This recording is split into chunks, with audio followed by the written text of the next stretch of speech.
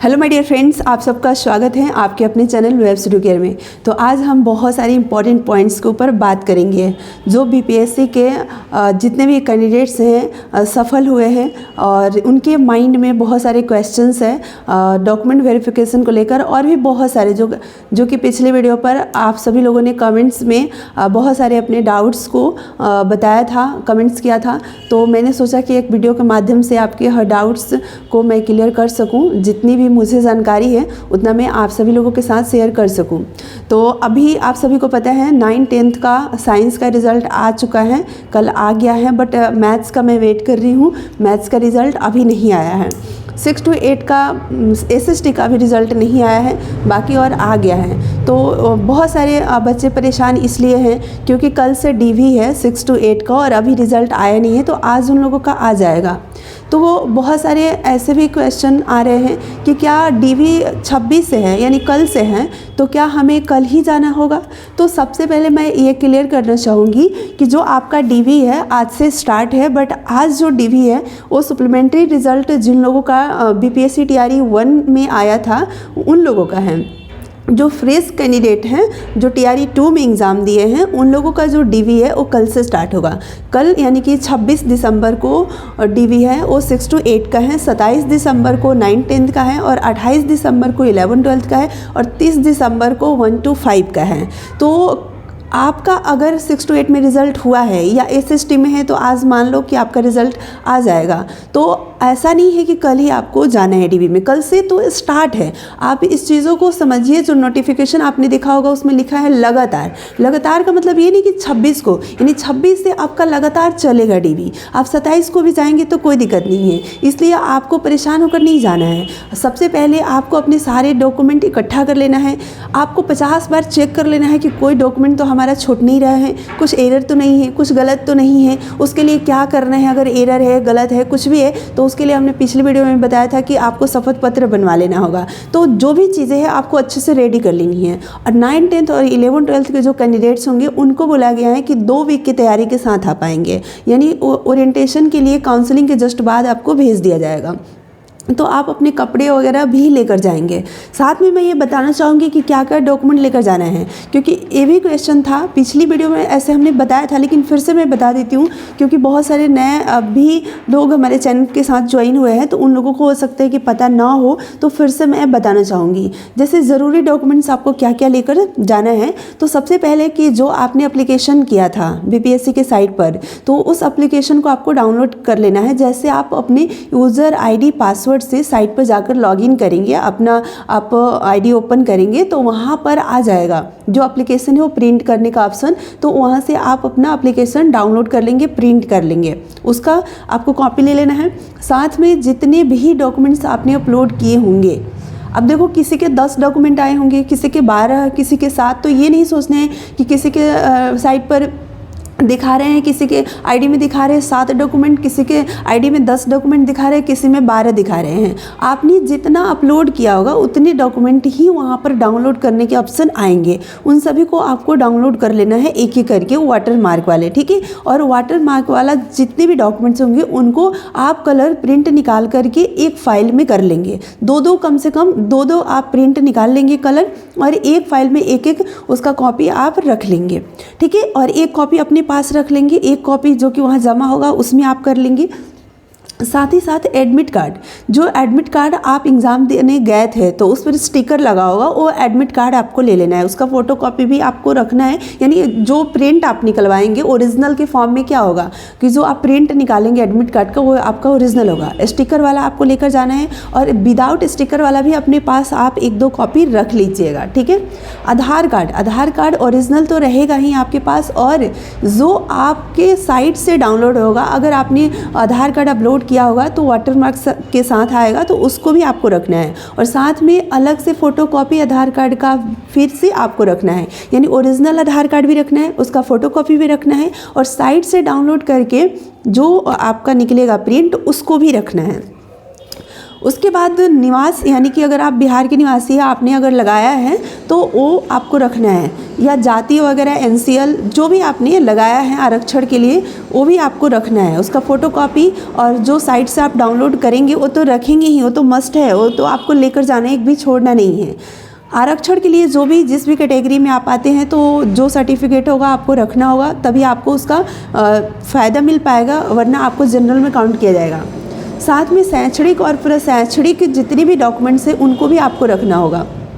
तो इसमें कौन कौन से आ जाएंगे, जैसे 10th के आपके मार्कशीट और सर्टिफिकेट, 12th के आपके मार्कशीट और सर्टिफिकेट, ग्रेजुएशन के आपके मार्कशीट और सर्टिफिकेट, पीजी अगर आप पीजीटी के लिए भी दिए हैं तो पीजी का मार्कशीट और आपका सर्टिफिकेट, बीएड आपका डीएलएड जो भी है, मतलब जिस भी प्रशैक्षणिक के बेस पर आप दिए हैं एग्ज़ाम, अगर आप 6 to 8 के लिए डीएलएड में दिए हैं, डीएलएड आपके पास है तो आप डीएलएड का मार्कशीट और आप सर्टिफिकेट, अगर आप बीएड के बेस पर दिए हैं तो बीएड का मार्कशीट और उसका सर्टिफिकेट।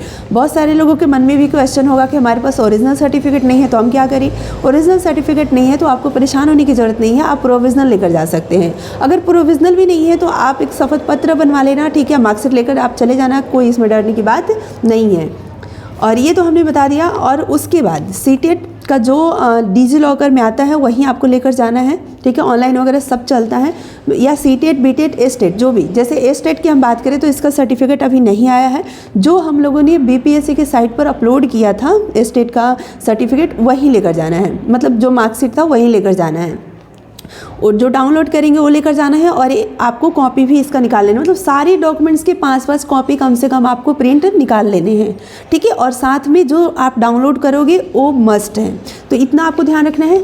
दूसरी चीज़ यहाँ पर अब मैं बताना चाहूँगी जो कि आपको लेकर जाना है, मोबाइल नंबर वो होना चाहिए जो आपके आधार से लिंक है, ये मस्ट है, ये आपको लेकर जाना होगा। अगर आपके उस नंबर पर रिचार्ज नहीं होगा तो आप रिचार्ज करवा लेना, क्योंकि उस पर ओटीपी आएगा, अगर रिचार्ज नहीं होगा तो ओटीपी आएगा नहीं और आपका काम बनेगा नहीं, फिर वहाँ प्रॉब्लम हो जाएगा, इसलिए ये भी आपको ध्यान रखना होगा। साथ में आपको पासबुक या कैंसिल चेक लेकर जाना है, अगर दोनों आप दोनों लेकर चले जाना, जो मांगेंगे वो दे देना है। और साथ में मैं ये भी बताना चाहूँगी कि अदर बैंक में अगर आपकी अकाउंट है तो आप जल्दी से एसबीआई में अकाउंट ओपन करा लीजिए, और एसबीआई का ही आपको लेकर जाना है, क्योंकि आप वहाँ जाएंगे तो आपसे एसबीआई का ही मांगा जाएगा। इसमें उन लोगों को सैलरी सेंड करने में ज़्यादा इजी है, अदर बैंक में उनको 2 बार ट्रांसफ़र करना पड़ेगा, एक बार एसबीआई में, फिर एसबीआई के थ्रू अदर बैंक में, तो थोड़ी प्रॉब्लम होती है। और आपके लिए भी मतलब ज़्यादा आसान होगा एसबीआई में अगर आप अपना अकाउंट वहाँ देते हो तो।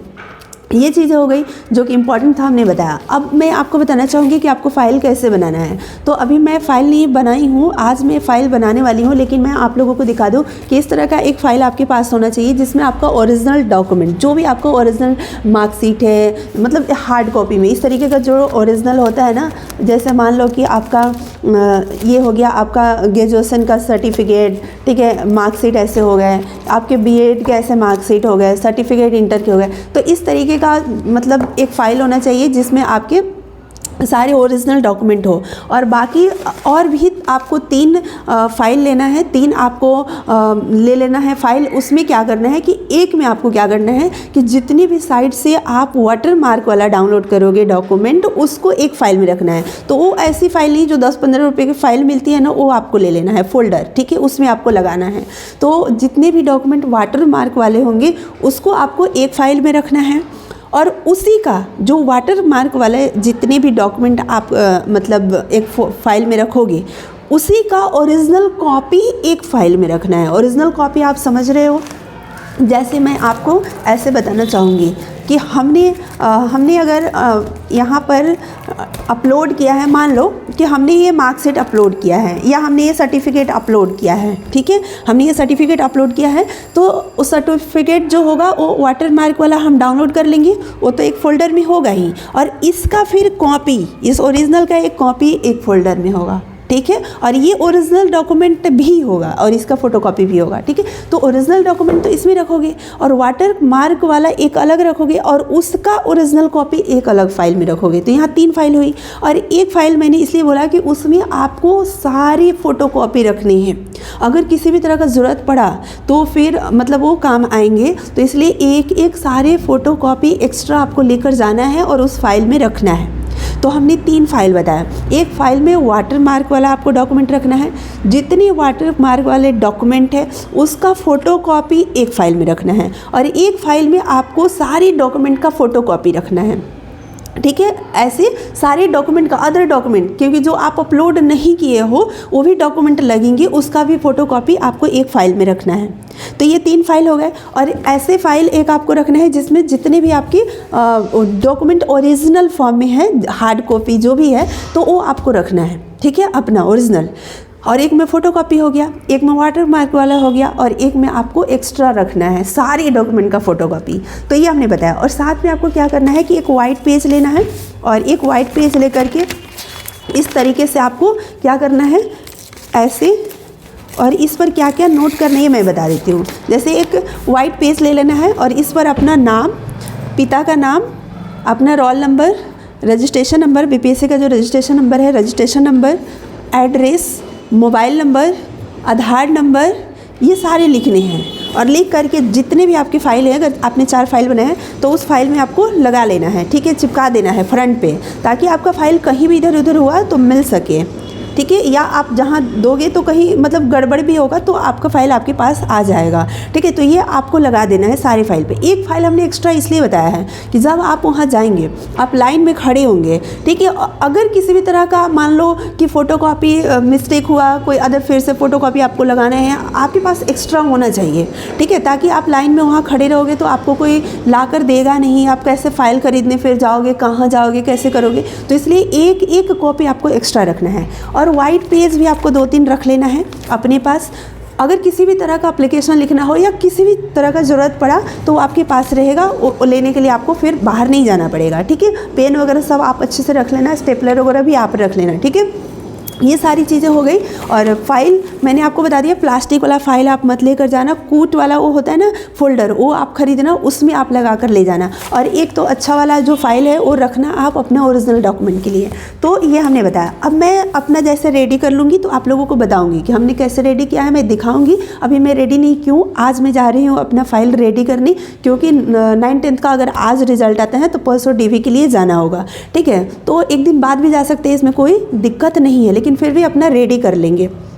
और 9th-10th के लिए जो लोग जाएंगे उनको 2 वीक की तैयारी के साथ जाना है। तो और भी बहुत सारी चीज़ें हैं जो आपको, यानी कि कपड़े वगैरह सब लेकर जाने हैं। बाकी वहाँ पर आपको कंबल वगैरह या बिछाने के लिए ये सब मिलेंगे, खाना पीना सब कुछ मिलेगा। बाकी और भी एक्स्ट्रा जैसे नहाने धोने के लिए साबुन वगैरह, पेस्ट, ब्रश, ये सब आपको अपनी तरफ से लेकर जाना है। तो ये सारी चीज़ें आपको अपनी तैयारी कर लेनी है। ठीक है, अभी से ही।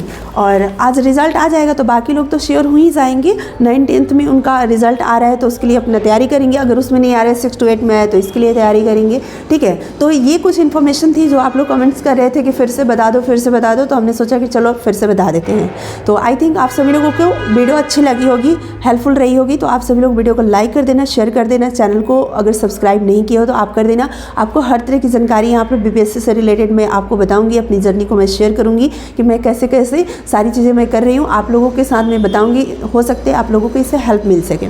Thank you so much, thank you so much. फिर मिलते हैं नेक्स्ट वीडियो में नेक्स्ट इन्फॉर्मेशन के साथ। Thank you so much.